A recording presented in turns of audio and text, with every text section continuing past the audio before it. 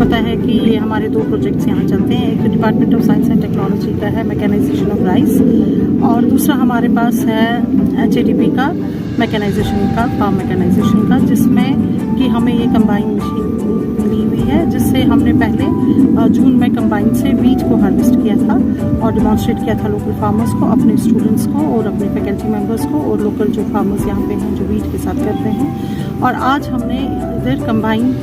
Rice के लिए लगाया है, राइस हार्वेस्टिंग के लिए। तो इससे पहले जब आपने देखा था कि हमने एक मैट नर्सरी लगाई हुई थी ताकि हम जो ट्रांसप्लांटिंग करें वो राइस ट्रांसप्लांटर से करें, मशीन से करें। और हमने ट्रांसप्लांटिंग यहाँ पे राइस की जो मैकेनिकल ट्रांसप्लांटर है उससे हमने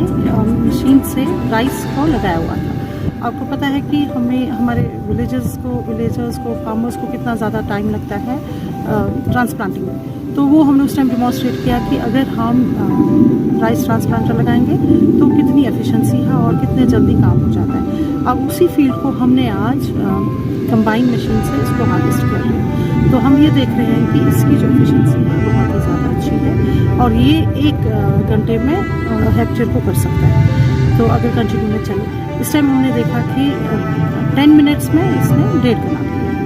और अगर हम बीच में थक दें मशीन को और उसके बाद हम देख रहे हैं कि इसकी एफिशिएंसी तो इससे ये पता चलता है कि अगर हम बहुत क्लस्टर एरिया पे, बहुत ज़्यादा एरिया पे राइस जहाँ लगा हो तो हम वहाँ पे पहले राइस ट्रांसप्लांटिंग की मैकेनिकली करें, मशीन से करें, और उसके बाद हम हार्वेस्टिंग भी मशीन से ही करें। और बीच में जो लेंथ पहले होती थी उसके लिए भी अब हमारे पास अच्छे केमिकल्स हैं, और अगर वो फंजीसाइड्स को यूज़ करें, उस टाइम हर्बिसाइड्स भी यूज़ करें, और उस वक्त वो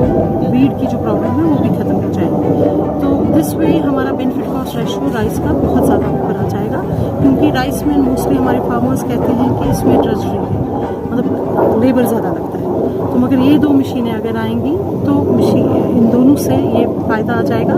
हमें कि फार्मर्स का एफिशिएंसी भी बढ़ेगी, कॉस्ट बेनिफिट रेशियो बढ़ेगा, उनका जो मतलब इनपुट कॉस्ट है वो कम हो जाएगा और आउटपुट का ज़्यादा मिलेगा। हमारा जो इस टाइम BSc एग्रीकल्चर का बच्चा निकलेगा तो हम कहते हैं कि ये इंडस्ट्री रेडी होना चाहिए, नॉट ओनली कि ये फार्मर्स के साथ काम करे बट ये इंडस्ट्री के लिए भी रेडी होना चाहिए।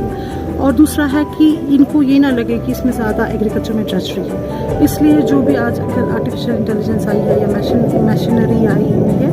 उनके साथ हम उनको एक्वेंट करते हैं, उनको दिखाते हैं। जैसे आपने देखा कि हमने मतलब मैकेनाइज्ड राइस ट्रांसप्लांटिंग की, या उसके बाद हमने ओट्स में उससे पहले स्प्रे किया, इसका यूरिया स्प्रे किया, थ्रू ड्रोन्स किया। इसी तरह हमने इरिगेशन के लिए भी फर्टिगेशन है, ड्रिप इरिगेशन सिस्टम है, स्प्रिंकलर है, या बूम स्प्रेयर यूज़ किया, आपने वो भी देखा। तो ये चीज़ें हम अपने स्टूडेंट्स को दिखा रहे हैं, और उनको, क्योंकि हमारी यूनिवर्सिटी भी रैंक्ड 4th है ऑल इंडिया लेवल पे, तो हम चाहते हैं कि हमारे बच्चे भी ये देखें कि एग्रीकल्चर में कितनी एडवांसमेंट हमारी यूनिवर्सिटी में आ गई है, ताकि जब हमारी यूनिवर्सिटी एडवांस होगी, हम बच्चों को एक एडवांस सिस्टम में पढ़ाएंगे, तभी जाके वो एडवांस आगे मतलब वो टेक्नोलॉजीज ले पाएंगे कि हमारे बच्चे उसके लिए फिट रहें। और हम इनको इंटर्नशिप में भी कराते हैं, और इनको हम बहुत ज़्यादा डे टू डे जो भी ग्रोथ हो रही है एग्रीकल्चर सेक्टर में, चाहे वो इनके सिलेबस में है या नहीं है, बट हम उनको लाते हैं और उनको सिखाते हैं ताकि ये अपडेटेड रहें। और जब हमारे ग्रेजुएट्स अपडेटेड रहेंगे विद न्यू टेक्नोलॉजीज़, तभी जाके ये इन टेक्नोलॉजीज़ का आउटरीच